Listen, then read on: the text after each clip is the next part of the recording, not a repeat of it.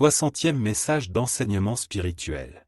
Dicté par l'apôtre Thomas le 3 janvier 1971. Rio de Janeiro, Brésil.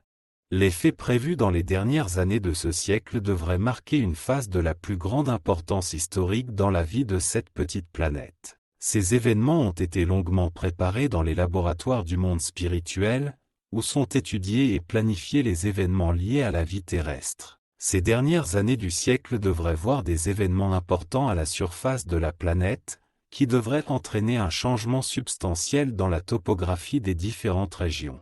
Le Seigneur Jésus est attentif à tous les événements qui vont se produire, et il a également prévu toute l'assistance nécessaire pour les âmes qui seront affectées dans leur vie. Une chose qui ne dépend pas du Seigneur Jésus et qui est d'une grande importance pour les âmes incarnées est leur connexion très solide avec la divinité à travers l'habitude largement diffusée de prier tous les jours, de préférence au moment du coucher. Cette habitude, pratiquée avec dévotion et sincérité, apportera un grand bien aux âmes affectées par les événements qui s'annoncent. C'est tout ce que les êtres humains doivent faire pour leur propre bien, au cas où ils seraient affectés par les événements et, par conséquent, rappelés dans le monde des esprits. Cela dit, le Seigneur Jésus renonce à répéter le sujet dans ses messages. Ensuite, le Seigneur Jésus désire attirer l'attention des lecteurs sur le travail spirituel en cours sur le plan terrestre, dans le but de retirer de ce plan un très grand nombre d'âmes désincarnées qui,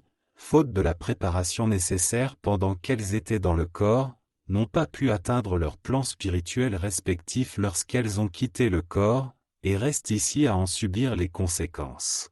Il y a plusieurs milliers d'âmes dans ces conditions dans toutes les villes et villages, qui, s'étant consacrés à une expérience purement matérialiste, sous-estimant et dévalorisant les enseignements spirituels, ont atteint le moment de la séparation de leur véhicule physique, n'avaient aucun moyen ni la force de s'élever du sol terrestre, restant ici dans leur corps fluidique. N'ayant aucune possibilité de s'élever du sol terrestre à cause du manque de foi dans leur cœur, ces âmes souffrent gravement, comme nous l'avons déjà dit, et, ce qui est pire, elles empruntent souvent des chemins répréhensibles, cherchant à déranger ceux qui vivent dans le monde des corps. Le fait est bien connu de tous les lecteurs, car il constitue jusqu'à ce jour la raison d'être de nombreuses organisations spiritualistes, dans leur beau travail d'illumination de cette catégorie d'âmes. Cependant, comme le travail des organisations spiritualistes n'est plus en mesure de vaincre le nombre croissant d'âmes désincarnées dans les conditions susmentionnées,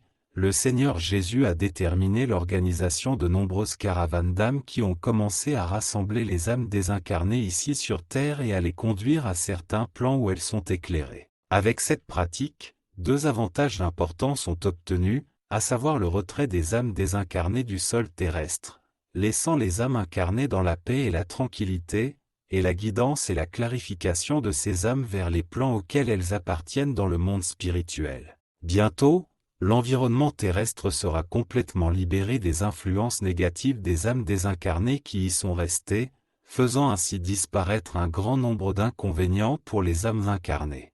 Ce fait réduira considérablement le travail de clarification actuellement effectué par les organisations spiritualistes, en raison du manque d'âmes désincarnées à éclairer. Une nouvelle modalité de travail spirituel devrait alors émerger dans ces organisations, à savoir la clarification d'enseignements de leurs participants, à travers la parole éclairée de leurs guides et maîtres spirituels. Oui, chers lecteurs, de nombreuses entités se préparent déjà dans le monde spirituel à venir apporter des enseignements à travers les différentes modalités médiumniques dans vos organisations spiritualistes. Cela devrait apporter un grand élan à l'étude et à la pratique des lois spirituelles, de la plus grande valeur pour toutes les âmes incarnées. Les études religieuses actuelles réalisées dans diverses régions de la Terre seront influencées par les entités qui d'en haut se préparent à enseigner la spiritualité sur Terre, car les populations commenceront à entendre exactement les conseils et les enseignements dont elles ont besoin et se tourneront ainsi vers les organisations qui les satisfont. Le Seigneur Jésus ne veut pas faire d'autres prédictions dans le domaine religieux, certain que le mieux sera d'attendre ce qui va arriver. Cependant, il tient toujours à informer que les majestueux temples religieux qui s'élèvent partout, et qui deviennent déserts, devraient retrouver une nouvelle vie grâce aux enseignements spiritualistes qui arrivent sur Terre, se remplissant à nouveau de croyants qui souhaitent s'y éclairer et de fortifier leur foi. Il est fort probable que la tribune des temples majestueux sera occupée par des entités du monde spirituel à travers leurs instruments médiumniques, pour transmettre de nouveaux enseignements aux âmes incarnées, désireuses de les entendre. Pour que cela se produise, certains changements doivent être apportés dans le domaine religieux sur Terre, y compris dans les organisations religieuses actuelles. À cette fin et avec ces objectifs, quelques centaines d'âmes se réincarnent, dûment préparées à prendre en charge les institutions religieuses et à y apporter les changements nécessaires. Les forces supérieures du monde spirituel entendent rassembler et unifier les différentes confréries religieuses existant sur Terre, afin d'intensifier les enseignements spiritualistes. Si cela n'est pas encore devenu possible aujourd'hui, en raison de l'opposition tenace des chefs religieux, cela deviendra très prochainement une réalité avec le départ de ces personnalités de la terre. Le Seigneur Jésus ne pratique ni ne permet la violence en matière religieuse, car, avec différents degrés de compréhension et d'éclaircissement des âmes incarnées, ce que certains sont en mesure de comprendre et d'accepter compte tenu de leur niveau d'évolution, d'autres ne le comprennent pas et ne l'acceptent pas pour des raisons identiques. Ce qu'il faut donc faire, c'est présenter les enseignements dans leur simplicité spirituelle et les laisser être absorbés par des personnes prêtes à les comprendre. Au bout d'un certain temps, le goût pour ces matières s'étendra à tel point que les organisations religieuses qui refuseront de les enseigner seront désertées et devront par conséquent fermer leurs portes. Les populations se déplaceront vers celles qui les éclaireront le mieux sur les lois spirituelles, et le panorama de l'enseignement religieux sur Terre s'en trouvera alors transformé.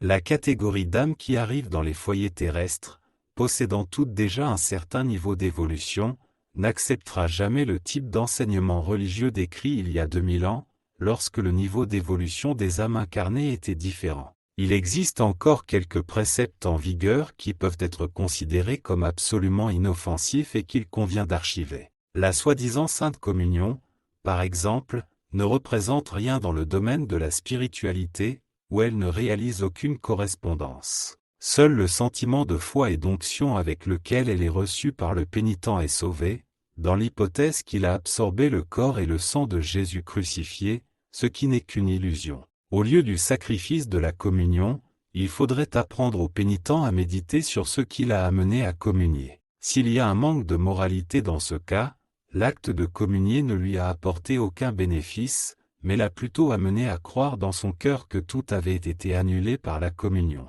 Comme il ne s'agit que d'une simple illusion du pénitent, le mieux est de lui apprendre à prier et à méditer sincèrement sur ses actions, état dans lequel son esprit recevra des éclaircissements capables de l'éclairer sur les actions qu'il a accomplies. La prière et la méditation comme habitude quotidienne remplacent avantageusement ce précepte religieux.